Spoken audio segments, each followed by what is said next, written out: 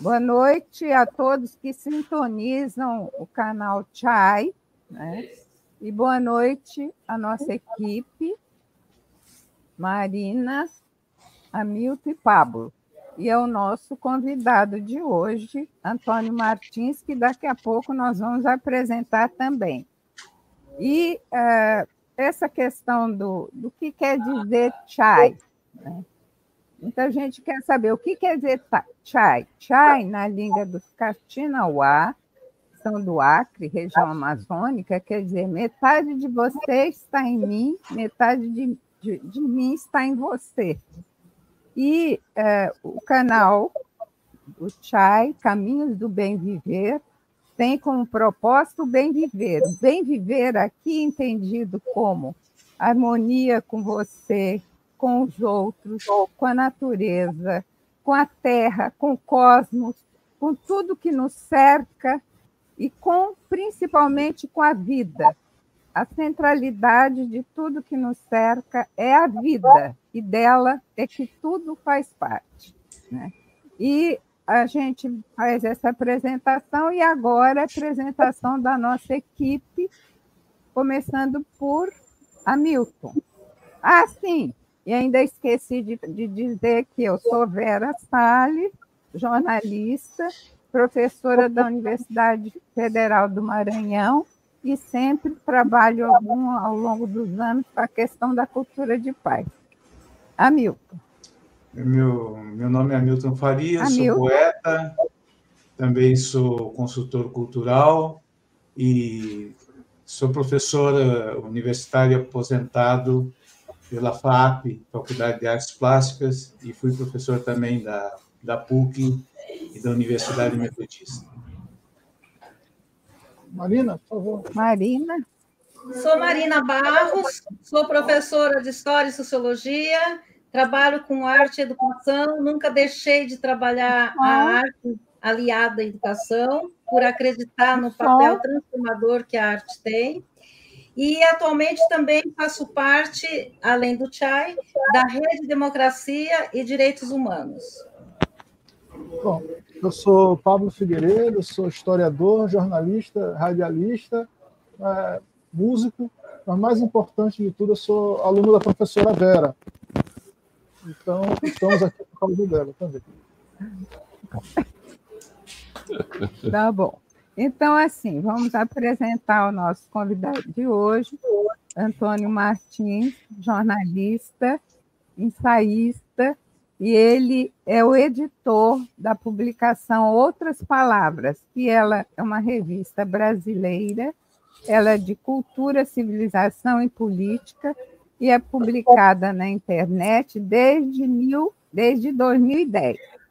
Ela também publica edições diárias que buscam abordar os grandes temas contemporâneos e com profundidade, esse que é o detalhe. E aposta no jornalismo muito mais assim, profundo mesmo, para a construção de um projeto nacional. O Antônio Martins também foi fundador da edição brasileira do Le Monde Diplomatique, e ele também participou da criação de outras mídias alternativas na época, como Carta Capital e Ciranda Internacional de Comunicação Compartilhada. Hoje ele desenvolve além da Outras Palavras, do projeto que se chama Mandala, né? E que pretende criar uma rede única, unindo todos, vamos dizer, a grande parte dos países que fazem uma imprensa independente, uma mídia independente. A imprensa já é outro nome. Tá certo? Então, com a palavra, Antônio Martins. Olha, Assim, e só para dizer que é uma alegria muito, muito grande ter você aqui no nosso canal Chai. É uma alegria minha conhecer, reencontrar aqueles que eu já conhecia e conhecer novos amigos e parceiros. Eu acho que esse tema que vocês propõem, eu queria ver se a gente estabelecia um diálogo sobre ele, né? Eu senti nas perguntas, na pauta que a Vera me enviou, uma tensão entre o que a internet pode ser, o que as redes sociais podem ser, o que essas tecnologias muitíssimo poderosas de intercomunicação das pessoas, de comunicação quase horizontal das pessoas pode ser, e o que elas vêm sendo hoje. Eu acho que para a gente entender um pouco essa tensão e essa contradição, a gente podia voltar um pouquinho para a história da internet e, em especial, para a ligação dela com o jornalismo. Boa parte de nós que está aqui viveu o período da virada do século, em que houve uma explosão de diversidade, uma explosão de democracia no jornalismo. É a época em que estão ocorrendo dois fenômenos simultâneos. Está acabando a bolha.com, que foi uma bolha especulativa nos mercados financeiros e também baseada nas primeiras promessas da internet, que se estendeu mais ou menos nos anos 95 até 2000.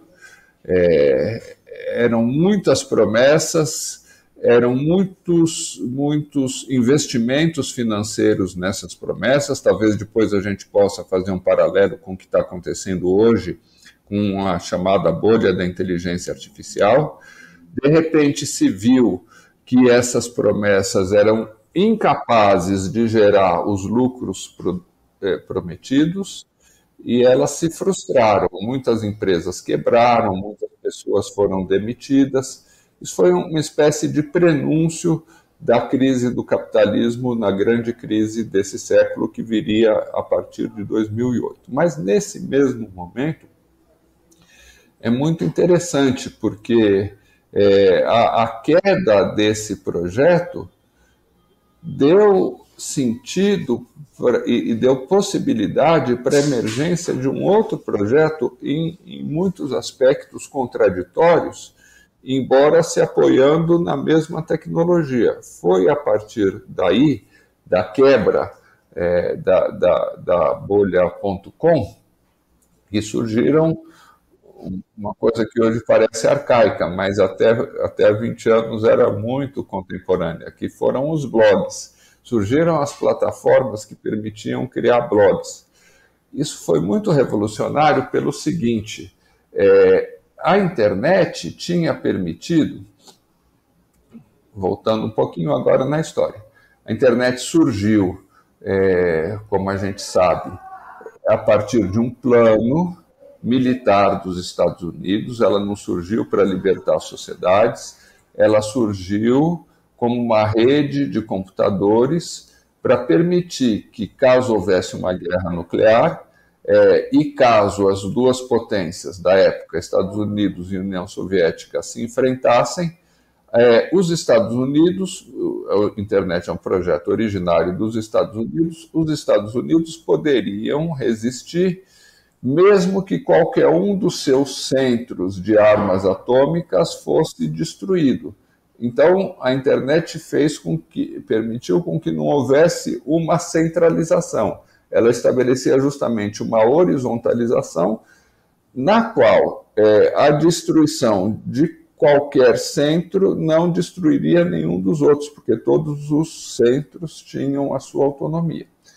A internet foi usada depois pelos mercados financeiros para acabar com as fronteiras nacionais entre os mercados especulativos. Hoje isso é uma coisa infernal, né?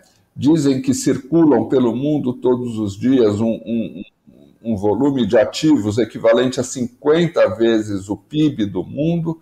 Isso permite permite que as pessoas que têm muito dinheiro e muita tecnologia troquem moedas de um país para o outro, ativos, investimentos, derivativos, posições em petróleo, em ouro, em soja, em boi, em qualquer coisa, posições financeiras que representam essas riquezas. Em operações que hoje, inclusive, já são automatizadas, são operações que são feitas, às vezes, aos milhões por minuto, justamente devido às novas tecnologias, mas esse processo que começou com uma tecnologia militar, evoluiu para uma tecnologia financeira, a mesma tecnologia, mas com uso financeiro. Na virada do século, ela foi apropriada pelas sociedades, em geral eram pequenas empresas que estavam envolvidas nisso, quase startups, assim, mas não startups que levantam milhões de dólares, iniciativas pequenas de indivíduos mesmo, que desenvolveram a tecnologia e criaram uma situação em que qualquer indivíduo era capaz de se comunicar por meio da internet, construindo o instrumento típico da época, que eram os blogs.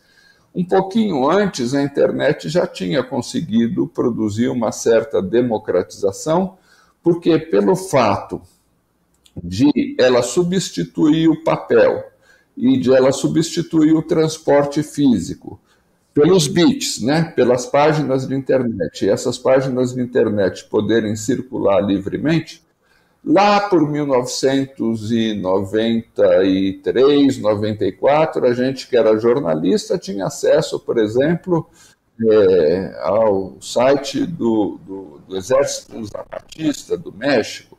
O MST divulgava as suas iniciativas no mundo inteiro. Então, era uma coisa muito revolucionária na época, hoje é banal, porque a chegada aqui de jornais estrangeiros, por exemplo, que não eram muitos,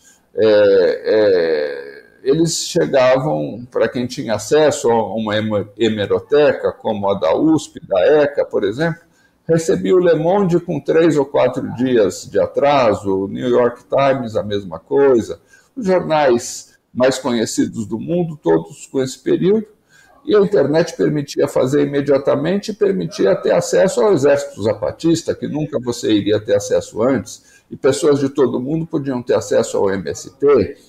Isso foi já nos anos 90.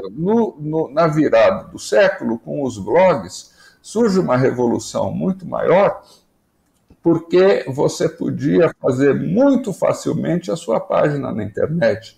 Qualquer coletivo, qualquer movimento, por pequeno que fosse, qualquer pessoa, no final das contas, com um pouquinho de trabalho, não precisava de muito dinheiro, quase de nenhum dinheiro, você era uma ferramenta geral, você configurava essa ferramenta, as pessoas também não esperavam uma sofisticação gráfica muito grande, então você teve uma difusão gigantesca dessas iniciativas, a tal ponto que surgiu um conceito novo na comunicação, um novo paradigma. Se falava que o paradigma da comunicação de massas, que começa com Gutenberg, e que ele é marcado por um ecossistema em que tem um número cada vez maior de receptores, mas um número cada vez menor de emissores, porque as empresas vão se concentrando, as tecnologias, primeiro tem jornais, depois tem o rádio, depois tem a televisão, tudo isso exige dinheiro, tudo isso vai fazendo com que haja uma concentração econômica, então são cada vez menos emissores e cada vez mais receptores, por isso que é chamada comunicação de massa. Ela é substituída por aquilo que os teóricos chamam de comunicação compartilhada, em que todo mundo consegue se comunicar com todo mundo. Na minha opinião, isso tem que estudar melhor, mas isso está associado com uma ebulição política que existe da virada do século até, digamos, 2010, 2011, que tem a Primavera Árabe, 2013, que tem os movimentos contra o aumento da passagem aqui em São Paulo, 2011 tem o Occupy Wall Street também. Ou seja, você estava desafiando uma das estruturas essenciais da dominação do capitalismo, que é a dominação midiática. Então, nessa época mesmo, você começou a ter fenômenos como alguns blogs que tinham audiência igual ou às vezes maior do que jornais estabelecidos há muito tempo. E havia um movimento de diversidade muito forte, a ponto que chegou a ter uma experiência muito curiosa, que era, On My News, um jornal na Coreia do Sul, em que havia uma equipe de editores contratados para editar as matérias que eram produzidas pelos cidadãos. O jornal não tinha uma equipe de jornalistas, ele tinha uma equipe de editores que recebiam os textos, os cidadãos reportavam aquilo que eles estavam vendo, vivendo. E é claro que tem muitas limitações desse modelo, mas tem também muitos avanços, depois a gente pode conversar sobre isso. Então, era uma experiência radical de democratização da produção de informação. Nesse mesmo tempo, ou seja, final da década de 10, começo da década de 20, eu tenho a impressão, isso precisava estudar melhor, mas são palpites aqui, que o capital promove dá um truco. Ele fala assim, ele promove uma banalização geral, que primeiro começa com as redes sociais e com o algoritmo. Então, ele cria uma suposta democratização radicalizada, aí você não precisa ter nem o esforço de construir um blog. No Facebook, no Twitter, que foi o primeiro, o Facebook depois, ou agora no Instagram ou no TikTok,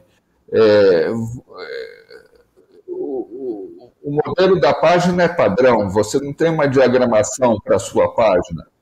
A sua página está um chiadinho aqui, acho que é o meu microfone, né? Acho que melhorou aqui. A sua página é definida pelas imagens que você coloca nela. Não tem nenhuma cor diferente, nenhum modelo diferente dos jornais e diferente dos blogs da internet que tinham um projeto gráfico também. Então, ele torna extremamente fácil fazer o seu centro de comunicação, a sua página a partir da qual você se comunica com o mundo. Ela banaliza, ele banaliza, num certo sentido, a produção de informação. Tem que entender depois, vocês que são comunicadores podem ajudar a entender isso. Quando que se rompe a barreira entre a ideia do que é relevante, socialmente relevante.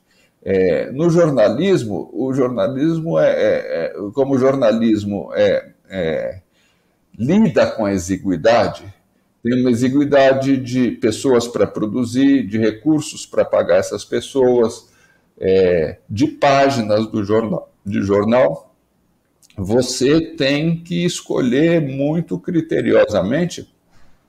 Podem ser boas ou ruins as escolhas, mas é preciso haver uma escolha muito criteriosa do que vale, do que é notícia e do que não é notícia, do que vale comentário e do que não vale comentário. As minhas relações pessoais nunca foram notícia de jornal. Você tinha, quando máximo, a coluna social, que ocupava uma página do jornal e que eram aquelas pessoas famosas.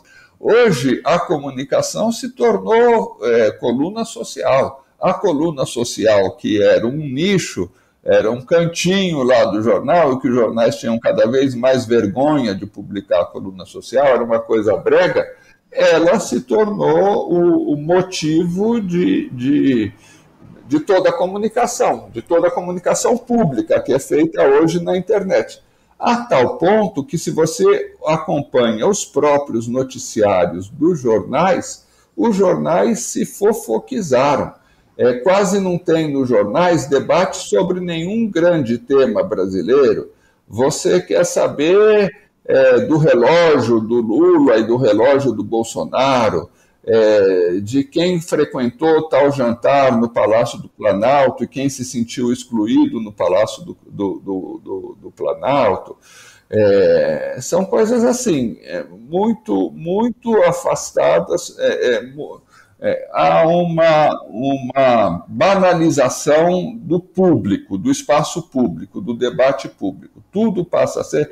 Você vê, a página do UOL, para mim, que o UOL ainda tem uma certa seleção, é muito diferente do Facebook. Mas, como ele precisa mimetizar essa onda das redes sociais, ela começa com algumas notícias, logo depois vem o futebol, logo depois vem as novelas. Às vezes você que não acompanha a novela, você vê tal pessoa matou não sei quem, você fala se foi um crime, não, é o relato do que aconteceu numa novela. E depois tem as celebridades, quem está saindo com quem e tal, ou seja, se apagou completamente a noção de que tem um espaço privado que não interessa para o conjunto das pessoas, e que tem um espaço público que é importantíssimo porque é lá onde a gente define o destino coletivo, digamos assim, é lá onde se dá a política. O que é a política? A política é um espaço coletivo onde se devem discutir as questões que dizem respeito às escolhas coletivas. Não é tudo que faz parte da política, mas hoje, nos jornais, tudo está misturado. Mas sobre isso ainda se coloca o algoritmo, a definição do algoritmo, porque aquilo que nós produzimos nas redes sociais, depois tem todo um outro debate que a gente podia fazer outra hora, talvez não dê para fazer hoje, sobre a apropriação do trabalho e da inteligência coletiva. É uma das formas daquilo que o Ladislau Dolgor chama de rentismo.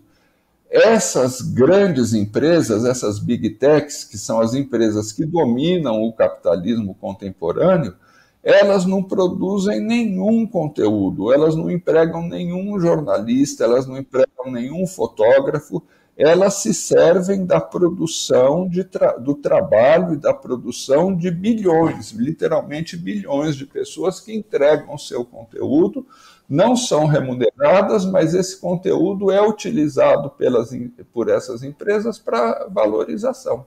Então tem um outro debate aí. Mas isso tudo é feito sobre a regra do algoritmo. O algoritmo é um editor muito mais tirânico. Então, veja só a dialética desse retrocesso. Nós tínhamos na comunicação de massa a ditadura do editor, porque eram muito poucos emissores para audiências muito grandes, e quem definia o que essas massas iam consumir era um editor. Claro que o editor era um funcionário do dono da empresa de comunicação, que podia demiti-lo a todo momento. Então, o editor era um executor, digamos assim, de ordens que estavam ligadas, claro que com muita sofisticação, quanto mais refinada a publicação, maiores eram as mediações, mas sempre buscando, em última instância, atender aos interesses do proprietário daquela publicação.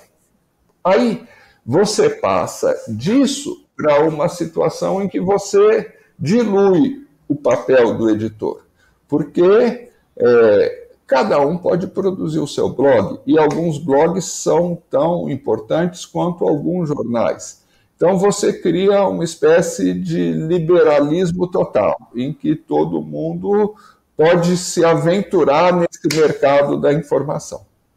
Só que depois você cria, com o advento das redes sociais, um super editor, um hiper editor, que não é nem uma pessoa, é uma lógica.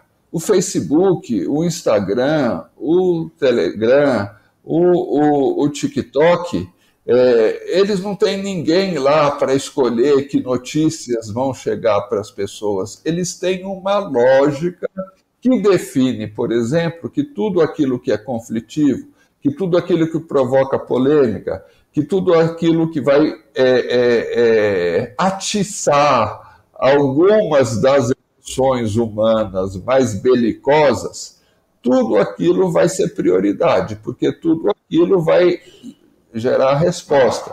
Ao gerar resposta, vai gerar audiência. Ao gerar audiência, vai gerar visualizações da publicidade. E ao gerar visualizações da publicidade, vai gerar dinheiro. Fora que deve ter também alguma articulação ideológica para você criar um sistema em que você não busca estabelecer acordos, você não busca estabelecer convivências, você não busca estabelecer consensos e convergências entre o público. Você visa jogar o público contra si mesmo. Quanto mais confronto tiver, melhor. Quanto mais divergência tiver, melhor. Quanto mais arenga tiver, é melhor. Então, você repare essa transição. Você passa da ditadura de poucos editores para um período de democracia muito fugaz, para um período que você nem precisa, o capital nem precisa de editores, porque ele nem precisa interferir em cada matéria. Basta que a lógica que está ditada por ele, que está prevalecendo nos algoritmos, se imponha. Bom, isso é o que a gente tem agora. Agora, vocês, no roteiro que a Vera me mandou, tem uma questão que eu acho que é essencial e que está muito distante do debate que é feito hoje na internet, que é quais são as alternativas, né? Essa possibilidade de nós nos comunicarmos de forma democrática, de forma vastíssima, como poderia ser utilizada para você criar, primeiro, relações de construção comum, relações de prazer também entre as pessoas encontrarem prazer, satisfação, não na briga, mas na convergência, no estabelecimento de laços mais fortes entre as pessoas, na convergência política também, inclusive não só nas relações humanas, mas nas relações entre as coisas, né, que podem ser relações transformadoras. O Jeremy Rifkin, que é um sujeito que, vou citar de novo, o Ladislau Dalbor gosta de falar, é um cientista político e da comunicação dos Estados Unidos. Ele debate, talvez num certo sentido os chineses estejam fazendo isso, ele debate como você poderia ter, com a tecnologia contemporânea, um sistema de planejamento muito mais democrático e muito menos centralizado do que o sistema de planejamento que vigiu no chamado socialismo real.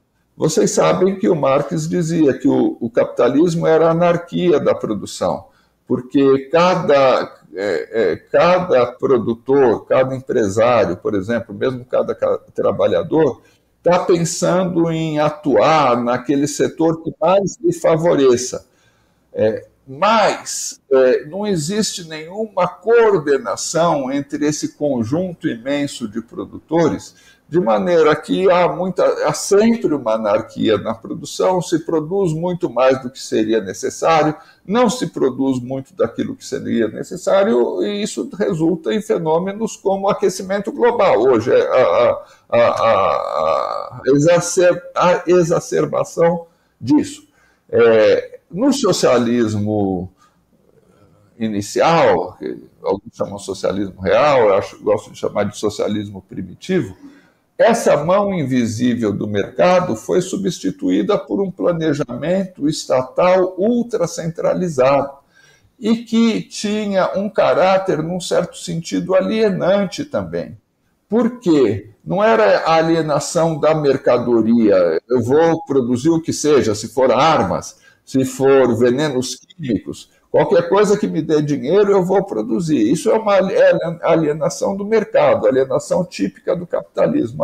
Eu consegui um emprego muito bom numa fábrica de instrumentos de tortura. Eu não estou preocupado com as consequências daquilo. Eu tenho que dar um sustento para mim e para minha família. O socialismo real criou um outro tipo de alienação, que era a dissociação entre o sujeito e a sua produção no mesmo local da produção, porque ele não podia escolher a produção. A produção era determinada pelo Estado, a partir de um planejamento central, que pode ter tido a melhor das intenções, mas que resultava num suposto planejamento muito incapaz de fazer frente à multiplicidade maravilhosa, digamos assim, da vida humana. O von Mises, lá da escola austríaca, ele, dos avós, tataravós do neoliberalismo, o desafio dele, essencial ao marxismo, era esse. Ele dizia: nenhum planejamento estatal vai ser jamais capaz, jamais suficiente para dar conta da diversidade da vida humana. E, num certo sentido, nesse aspecto ele tinha razão. Só que agora a gente tem tecnologias que permitem saber a cada momento quantos tubos de pasta de dente estão sendo consumidos, quanto as pessoas estão desejando tal artigo ou tal outro nas suas interações no Facebook. Quanto...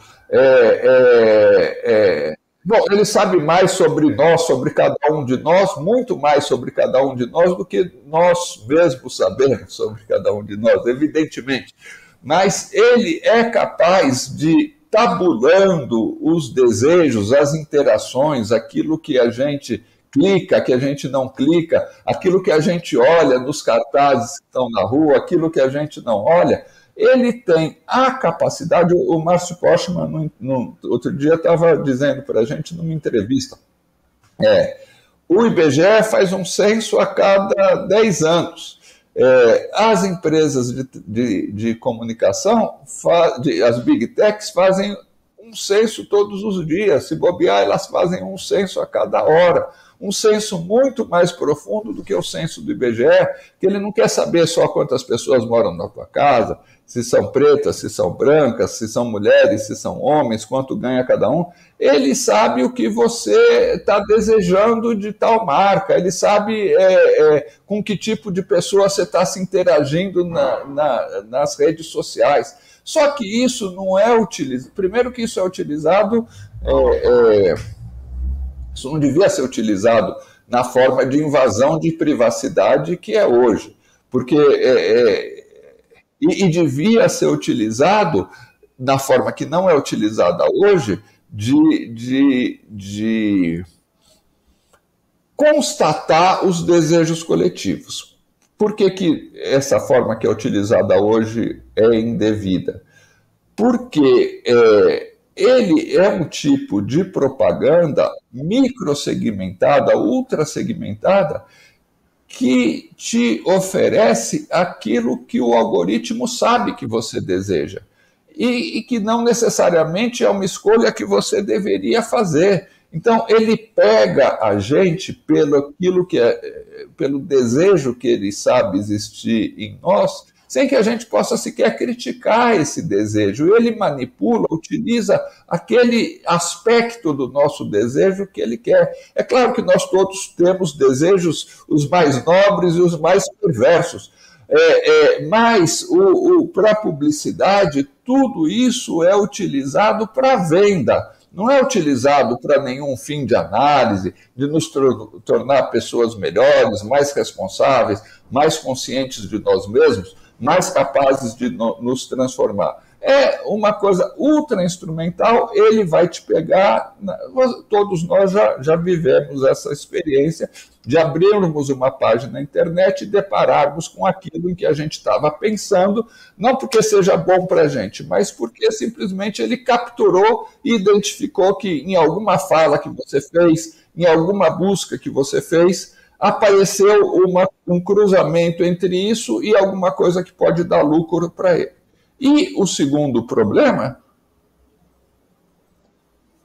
esse é o problema, o desaproveitamento é que esse volume imenso de dados que existe circulando, que são capturados de nós, ele poderia ser utilizado para saber, por exemplo, de que maneira a construção de uma linha férrea, de uma ferrovia entre São Paulo e o Rio, poderia economizar quantas horas de pessoas no trânsito?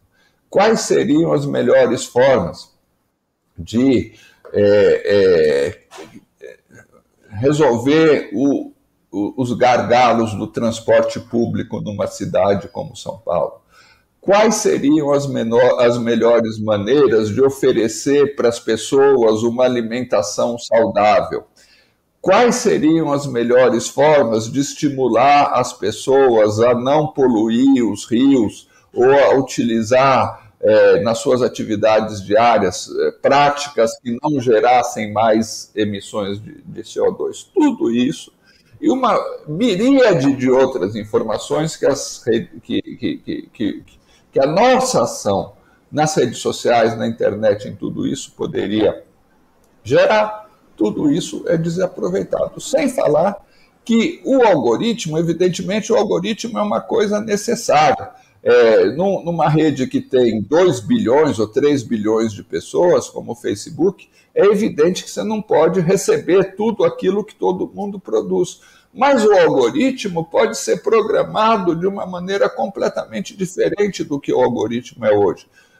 O algoritmo, ao invés de exacerbar as nossas relações de competição, de disputa, de rivalidade, poderia perfeitamente ser programado para estimular as nossas relações de companheirismo, de cooperação, de colaboração. Então, eu acho importantíssima essa questão que vocês fizeram. Só que eu acho aliás, eu acho muito mais importante ainda, embora a outra seja tão importante, também muito importante, mas o que mais falta hoje? Existe um trabalho muito amplo de crítica da internet, mas existe pouco esforço para imaginar como poderiam ser feitas redes diferentes. Porque, num certo sentido, a gente vê que nós somos impotentes, que nós não vamos conseguir, dizia o Carlos Drummond de Andrade, não vais conseguir dinamitar a ilha de Manhattan. E nós não vamos conseguir dinamitar o Google, nós não vamos conseguir dinamitar o Facebook, a não ser que a gente coloque isso como objetivos concretos, que as sociedades, os partidos políticos, os movimentos sociais, coloquem essa questão da internet na agenda. Tudo é possível de ser transformado desde que seja visto como problema, como questão, seja desnaturalizado. Tudo aquilo que é naturalizado, que é visto como inevitável, que é visto como paisagem, como coisa que sempre existiu e sempre vai existir, não é problema. Onde não há solução, onde não há problema, não há solução. Onde não há solução, também não há problema. Vou ficar por aqui. Você acha, por exemplo, né, quer dizer, essa relação entre a sociedade colocar na sua agenda, né, essa prioridade que é a questão da comunicação democrática, vamos chamar assim, e, ao mesmo tempo, o massacre enorme que existe, nos diluindo enquanto seres humanos, nos diluindo enquanto ação coletiva, nos diluindo trazendo um conjunto de incertezas. Quer dizer, como resolver esse conflito? Porque, ao mesmo tempo que o caminho seria fortalecer os poderes críticos da sociedade em relação a ações que possam mudar esse panorama, por outro lado, nós estamos impotentes, como você falou, né, no sentido de encontrar caminhos. Então, hoje a internet, por exemplo, nos traz um campo de comunicações importante, mas, por outro lado, traz pontos negativos que estão nos deixando a sociedade doente, né? Já existem estudos nesse sentido, né, da doença social, em função das comunicações que são apropriadas pelo capitalismo e transformadas em negócios, em manipulação, em pouco acesso a páginas públicas, né? A negócios mais notícias familiares, notícias banais, uma banalização, etc. Então, a questão é por onde começar esse processo, né, de mudança pela regulamentação, talvez, das redes, né, pelo fortalecimento de poderes de comunicação descentralizados. Como que você vê isso? Eu poderia fazer uma pergunta para fazer um link com a pergunta do Hamilton, porque daí aproveita para responder uma vez só. Pode ser? Sim. Então, Antônio, diariamente a gente vê um mar de fake news pela internet e que faz mal para a saúde da gente, porque são notícias absurdas, né? E isso impacta a população. Então, assim, que narrativas, como construir uma narrativa para contrapor a extrema-direita e para tornar uma sociedade mais civilizada, onde as relações humanas sejam mais saudáveis? Então, aí são tantas questões. Primeiro tem a questão das crianças, né, que vocês colocaram também. Hoje já é completamente sabido como esse tipo de interação, que é uma interação totalmente mediada pela tela e pelo algoritmo, é nocivo para as crianças. Tem vários estudos sobre isso, mas é nocivo para nós também. Pensem no seguinte, pensem em vocês. Se alguém propusesse para vocês, nós somos reféns, eu acho, sabe, desse ambiente das redes sociais. Se alguém dissesse para vocês, vamos fazer um plebiscito para ver se nós vamos acabar com todas essas redes sociais, o mundo sem elas totalmente, é melhor ou é pior? Nós devemos acabar com elas. Eu não teria dúvida nenhuma de falar que nós devemos acabar com elas completamente. E eu acho que muitas pessoas, talvez a maioria, se sinta oprimida por essas redes, porque elas prometem uma potência e elas nos reduzem à impotência. Elas prometem que a gente vai conseguir se comunicar com todo mundo e elas te obrigam a trabalhar 24 horas por dia, porque o teu trabalho está totalmente interligado, não é nem só o seu patrão. Se cria uma dinâmica em que as pessoas estão o tempo inteiro se obrigando a trabalhar. Isso tem a ver também com um problema maior, que é o problema do capitalismo, que é, quanto mais a gente desenvolve a tecnologia, mais a gente trabalha. Que paradoxo estranho é esse? A tecnologia que deveria poupar trabalho humano está fazendo com que a gente trabalhe cada vez mais. Aí é a questão clássica, né? A produção coletiva, a apropriação concentrada e a desigualdade cada vez maior. Essas tecnologias estão fazendo com que as relações sociais e a própria vida humana seja cada vez mais áspera em vez de ser mais agradável, menos trabalho, menos pressão, tensão, imediatismo, né? Aí, como é que a gente... Eu acho, a gente está tão atrás, principalmente no Brasil, depois de regressão produtiva de tanto tempo, né? A gente está vivendo uma situação em que, por exemplo, as universidades brasileiras não têm controle sobre os dados que elas geram, porque elas transferiram quase sempre, quase em todos os dados, esses dados para as big techs. Mas eu acho que talvez a gente devesse, e o que está ao nosso alcance também, né? Uma coisa é o projeto geral da sociedade. Então, enquanto projeto geral da sociedade, a gente tem que inserir esse tema na pauta política. Nós temos que inserir o tema, e aí eu lembrei, é um tema de duas pernas, né? Aquele teórico, não sei se é norte-americano, Rushkoff, que teve aqui no Brasil, depois a gente vê o nome dele certinho.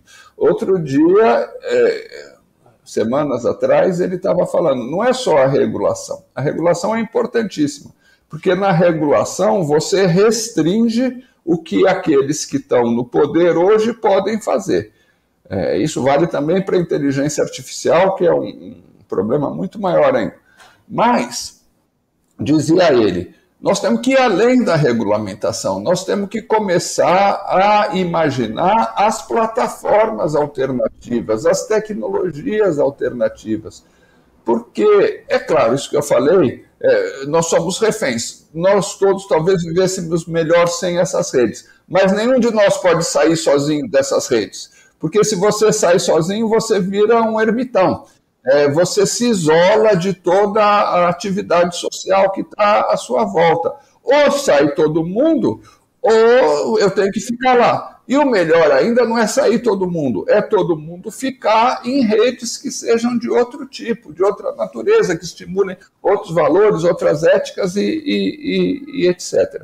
Então, uma coisa que eu acho que a gente tem que fazer é pautar esse debate na agenda pública. Isso hoje é um não debate, principalmente no Brasil. Ninguém está discutindo isso. Quando o deputado aqui de São Paulo, Orlando Silva, colocou uma medida muito tímida em votação no Congresso Nacional, houve um terror, foi um terror que o Google fez, que as redes sociais fizeram, e era uma medida muito tímida. E depois, rapidamente, o Arthur Lira aproveitou e defenestrou o Orlando. Então, nós temos que colocar isso na agenda. E, do ponto de vista mais pessoal, nós que não temos mandato, não temos nada, eu não sei. Eu acho que uma coisa que a gente pode fazer é promover, numa escala nova, aquilo que a gente fazia nas faculdades de comunicação, que era a crítica da mídia. Só que não é a crítica da mídia, da velha mídia, da mídia do editor e tal. É a crítica desse sistema, porque não tem um editor para você criticar. É muito louco. E nós estamos só começando, porque esse negócio está aí, essa realidade nova está aí há pouco tempo. E ela entrou de uma forma tão avassaladora, ela entrou, como se fosse um tsunami que está nos afogando. Mas nas nossas possibilidades atuais, eu acho que a gente deve, inclusive nos locais onde a gente atua, colocar esse debate. Suscitar esse debate, olha, a gente não pode, até no ambiente da família, as crianças não podem receber esse tipo de massacre informativo e algorítmico sem crítica. Você precisa estabelecer algumas regras, alguns limites e tal. E nos ambientes em que a gente trabalha, na universidade, por exemplo, começar a estabelecer essa velha crítica da mídia num novo patamar, que é esse, que não é criticar o editor, é criticar o sistema que leva você a receber tal notícia e não receber outra. Só uma coisinha a mais, Paulo. Eu acho que existe, Marina, que eu não respondi. Marina, né? Um tema muito grande, mais especificamente que você falou da ultradireita, que é o direito à comunicação.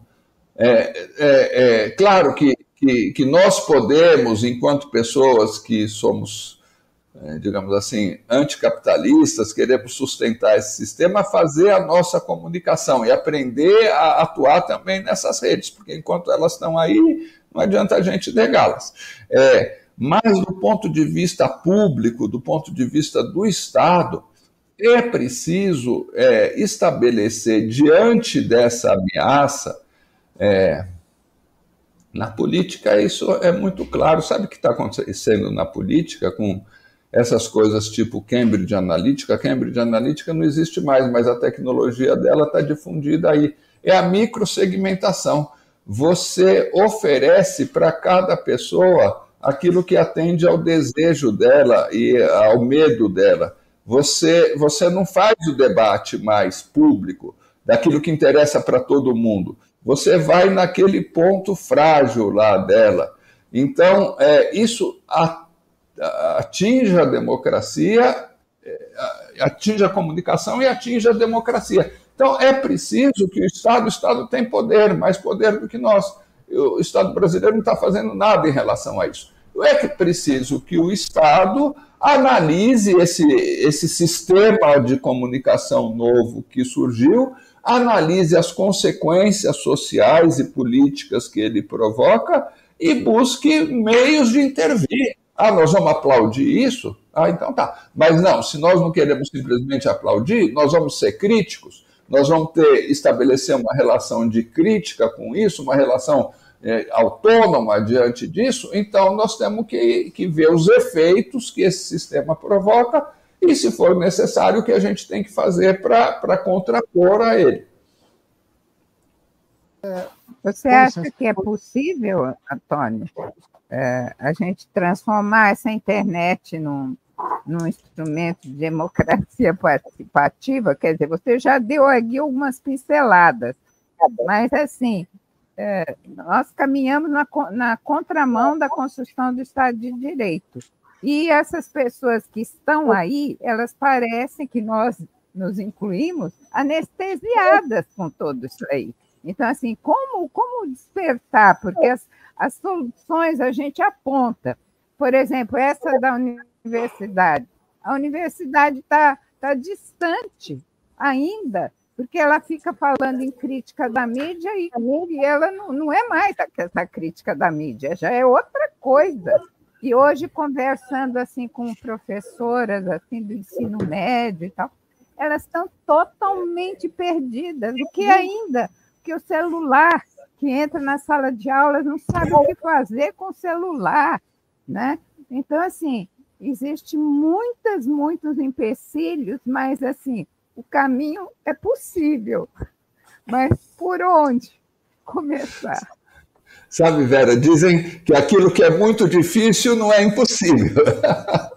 Se é muito difícil, se é possível, é impossível. Se é muito difícil, é muito difícil. Acho que nós estamos nesse terreno aqui do muito difícil, né?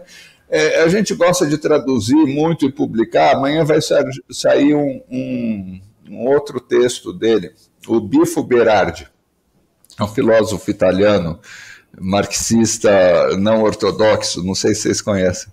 E ele tem tem escrito uns textos meio pessimistas, aparentemente, mas no fundo acho que não são. E que ele diz, olha, Hitler é fichinha, porque a tecnologia que ele dispunha era muito pequena. Isso que está acontecendo em Israel, o que acontece nas periferias, mostra que o verdadeiro nazismo, ou seja, a verdadeira alienação nossa de tudo o que nos diz respeito, a nossa ultra-individualização, a nossa transformação em pessoas que só estão preocupadas com o interesse próprio, a brutalidade, isso é o fascismo. É você achar que isso é a essência do fascismo, talvez. Nenhum convívio humano construtivo é possível. Nenhuma convivência é possível. Você tem que se associar à gangue mais próxima, à milícia mais próxima. E você tem que ser tão feroz quanto os milicianos, porque tudo é uma permanente guerra de todos contra todos. Aí ele diz que essa é a realidade que a gente está vivendo e a gente não percebe, assim como as pessoas que estavam sob o nazismo clássico não sabiam como elas iam ser vistas anos depois. Mas isso mostra como é difícil a nossa situação. Agora, eu acho que a gente tem que buscar ir tateando em meio a essa dificuldade alternativa. A outra forma é a gente fugir para as montanhas, a gente se isolar numa comunidade perdida no meio do mato e abandonar qualquer ideia de interferir no futuro desse mundo e ficar esperando que o grande tsunami do aquecimento global nos pegue e, de preferência, que a gente morra antes, para não sofrer essa miséria total.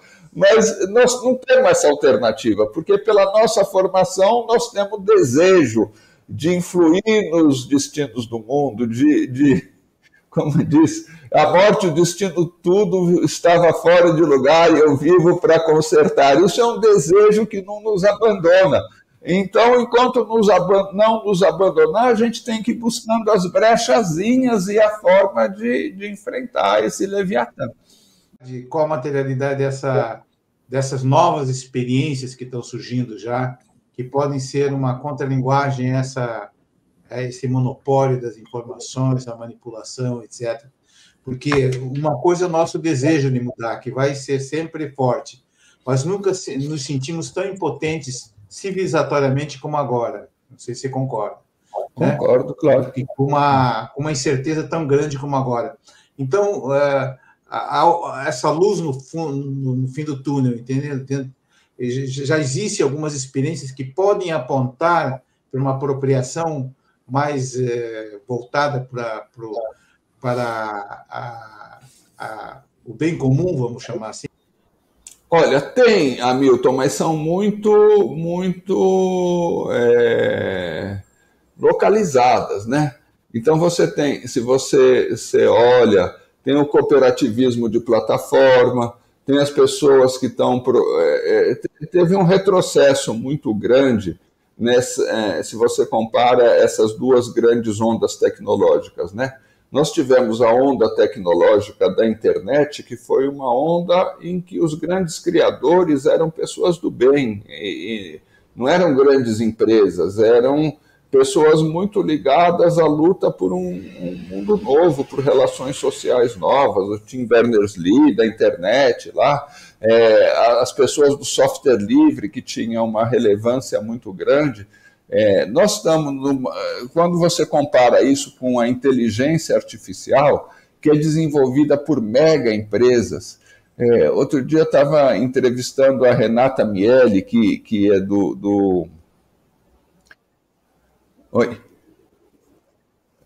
Barão, e do CGI, do Comitê Gestor da Internet, e ajudou a criar o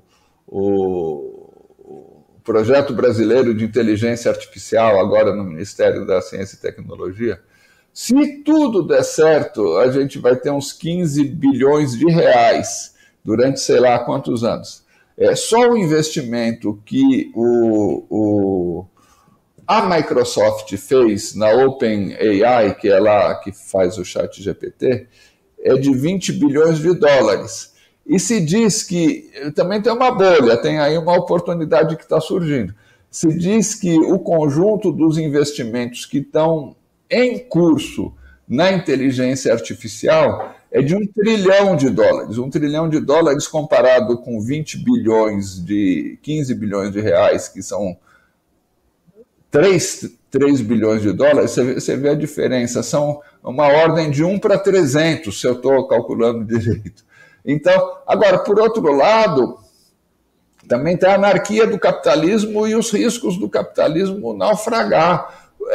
Uma das coisas que se debate hoje nas perspectivas econômicas do capitalismo é que essa grande bolha de inteligência artificial não se sabe ainda os produtos que ela vai gerar. E não se sabe se esses produtos vão pagar os investimentos que estão sendo feitos. Então nós temos que ficar atentos também às brechas que surgem dos escombros, das merdas que essa turma faz. Mas voltando aqui, Hamilton, então tem experiências hoje muito em pequena escala, que eu acho que a gente tem que valorizar, mas a gente tem que ir além. Tipo, a experiência de Araraquara, de construir um sistema de plataformas de aplicativos cooperativa. Tem um livro que saiu aí, que a Fundação Rosa Luxemburgo, inclusive, editou, que é sobre o cooperativismo de plataformas, iniciativas que vão sendo feitas para isso. Eu acho que a gente tem que jogar nas duas pontas, sabe? Na ponta do pequeno, que do pequeno às vezes surgem experiências que podem ser generalizadas, e na ponta do mais geral. Por exemplo, olha, veja só, nós somos totalmente dependentes hoje das Big Techs americanas. Todas as universidades brasileiras praticamente passaram seus bancos de dados para o Google, que é um CRI. Mas, nos BRICS, existem experiências em desenvolvimento muito importantes, principalmente na China e na Índia, de empresas de tecnologia em relação às redes sociais tão capazes quanto as norte-americanas. Aqui, no Outras Palavras, para dar um exemplo mínimo, a gente usava até 2 meses o sistema do Google. A gente migrou de 2 meses para cá para um sistema chinês, não, indiano, que chama Zoho, Z-O-H-O, que eu recomendo muito. Faz tudo o que o Google faz, correio eletrônico, chat, arquivo e tal, e que custa aproximadamente 15% do que o Google nos cobrava. Faz Zoho, Z de zebra, O-H-O. E até o que nos atraiu à primeira vista foi que eles têm gente, têm seres humanos, que por sinal aqui no Brasil é em Florianópolis, que já não diz muito boa coisa, mas são seres humanos, não são máquinas. Você tem uma dúvida, você liga lá, eles te atendem e tal. Mas o negócio interessante é isso, eles te oferecem tudo. Você tem o Zoho Mail, é a mesma coisa que o Gmail. Mas aqui a gente é uma pequena associação, tem contas de 9, 10 pessoas, e essas contas estavam no Google, o e-mail @outraspalavras.net era hospedado no Google. Aí a gente passou para esse Zoho, ele faz as mesmas coisas, com igual ou melhor qualidade, e custa 15% do que o Google. Então, existe, só para terminar, existem alternativas que estão surgindo. Será que não era o caso de criar, no âmbito dos BRICS, uma cooperação? Nós não precisamos adotar a mesma regulação de internet que os chineses adotam, mas nós podemos estabelecer uma cooperação com eles em que eles, por exemplo, nos ofereçam tecnologia, eles possam ter o ganho de estar presentes num mercado que para eles isso é mercado, que para eles eles não estão, e a gente possa, com essa tecnologia, desenvolver os nossos aplicativos. Então, tem soluções políticas, inclusive em grande escala. Não estou dizendo que tem que ser necessariamente essa, mas esse mundo hoje, esse é um mundo de barbárie muito grande, mas é um mundo que a gente nunca pode perder de vista, que o capitalismo está numa crise muito profunda, e que dessa crise muito profunda vão surgir oportunidades, né? Então, a gente tem que trabalhar, eu acho que na escala pequena, porque é onde a gente pode intervir hoje, mas a gente não pode perder a ambição de encontrar as brechas nesse mundo maior que nos permitem fazer coisas maiores. Então, Antônio, é muito boa a tua exposição a respeito dos algoritmos, inclusive porque me permite fazer uma pergunta mais específica. No caso, a gente vê que existe, inclusive, uma dimensão desses algoritmos sendo usados indiretamente ou diretamente como ferramenta de imperialismo, né? Porque você falou até não só da questão dos bancos de dados das universidades, mas todo o debate público, até mundial, salvo algumas exceções, passa tanto por dentro das big techs americanas que você vê hoje, não só no Brasil, mas no mundo inteiro, as pessoas tomando lado em eleições dos Estados Unidos, como se fosse fazer muita diferença para o resto do mundo, porque, assim, Obama, George Bush, todos eles bombardearam civis inocentes ao redor do mundo indiscriminadamente. Então, a gente vê algumas reações ao redor do mundo de regimes que você pode ter críticas pontuais aqui e ali, mas que, por exemplo, criaram suas internets estanques. Você vê a China e a Rússia, a China criaram até aquela expressão da grande muralha, a grande firewall da China. A China tem um controle, muito mais do que as pessoas falam do controle interno, mas ela tem um controle do que vem de fora. A Rússia tem um controle bem específico. Nesse sentido, ela inclusive consegue manter sua internet ativa, mesmo se os Estados Unidos desligarem a internet, porque os Estados Unidos podem fazer isso, desligar a internet mundial. E são alternativas para o global, nesse sentido. Um outro ponto que eu gostaria de perguntar para ti é o seguinte: como tu colocaste, as coisas precisam ser pautadas no debate público para um dia elas acontecerem.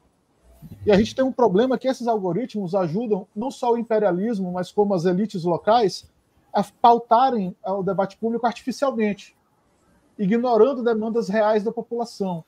Então, para a gente facilitar a criação de uma demanda, a gente não tem que facilitar, inclusive no sentido de dizer, olha, o inimigo é o algoritmo, a gente não tem que explicar muito, porque ele é a raiz do perigo, e a gente iniciar a libertação, digamos, da sociedade a partir da derrubada do próprio algoritmo, de trazer primeiro uma internet sem algoritmo, para depois a gente ver como controlar o que vier depois. Porque sem algoritmo as pessoas pelo menos vão ter uma oportunidade de ver o mundo real, sair da Matrix. Elas vão descobrir que aquele pequeno grupo que elas fazem, que gera tanta informação, não é a maioria da população, por exemplo. Elas vão aprender talvez a respeitar a opinião alheia, saber que elas fazem parte de um grupo de pessoas muito heterogêneo, muito mais do que elas imaginam.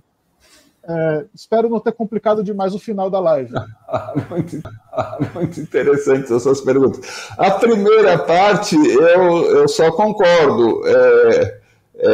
Por isso que eu falei, inclusive, do BRICS, da Índia, da China. A China, gente, acho que a gente tem que conversar à parte. A China é um outro mundo. Não dá para a gente enxergar o Great Firewall, o Grande Firewall, a partir dos olhos ocidentais, nem dá para a gente enxergar o sistema político chinês a partir dos olhos ocidentais.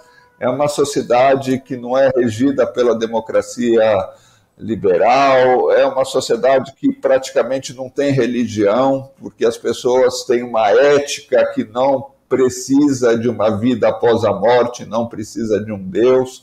É uma coisa que, para mim, vai muito além simplesmente da direção do Partido Comunista, e a gente deveria estudar muito profundamente. Mas, concretamente, as chances de colaboração com os sistemas que não são dominados pelas Big Techs são muito grandes. É uma das coisas que a gente tem que aproveitar. Eu acho, Pablo, que realmente o que causa toda essa... Não é só o algoritmo, né? Porque é a tecnologia alienada, digamos assim, é a tecnologia que nos controla porque a gente não tem controle sobre ela. Não seria ruim ter um algoritmo que fosse, a meu ver, sintonizado com valores como a colaboração, como o compartilhamento, por exemplo, né? Para que uma rede de 2 bilhões de pessoas possa funcionar, você precisa ter o algoritmo. Se cada um receber tudo aquilo que todo mundo publicar, não adianta.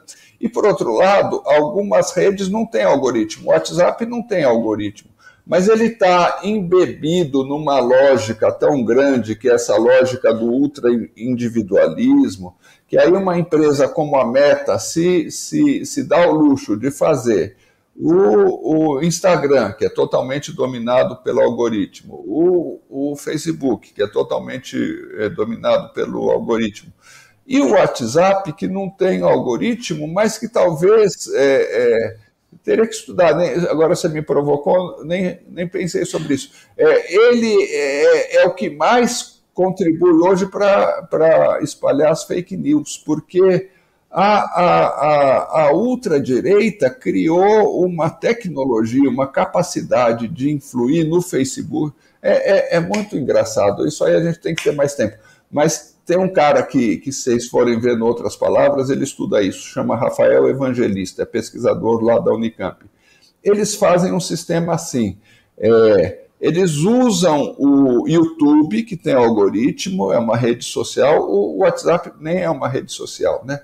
Eles usam o YouTube, eles criam fake news, vídeos de fake news, em grande volume, e eles combinam isso com o WhatsApp, onde eles difundem esses vídeos, ou seja, eles alimentam as redes da mentira no WhatsApp, e ao fazer isso, eles aumentam a audiência e aumentam a valorização, portanto, a captação de dinheiro por meio do Facebook. Então, eles criam um ecossistema que se fecha, que é circular, se fecha.